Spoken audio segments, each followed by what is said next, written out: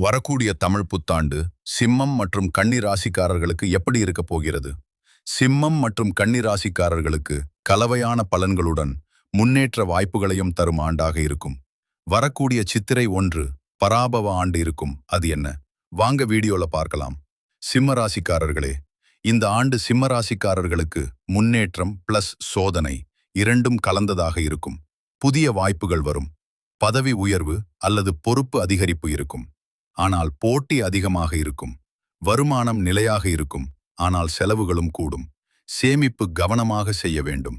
குடும்பத்தில் சில கருத்து வேறுபாடுகள் வரலாம். பொறுமையுடன் நடந்தால் நல்லிணக்கம் இருக்கும். சோர்வு, மன அழுத்தம் வர வாய்ப்பு உள்ளது. ஓய்வு முக்கியம். மொத்தத்தில் கஷ்டப்பட்டால் வளர்ச்சி உறுதி என்ற ஆண்டு. கன்னிராசிக்காரர்களே, இந்த ஆண்டு கன்னிராசிக்காரர்களுக்கு நல்ல முன்னேற்றம் பிளஸ் அதிர்ஷ்டம் அதிகமாக இருக்கும். நீண்ட நாள் முயற்சிகள் பலன் தரும்.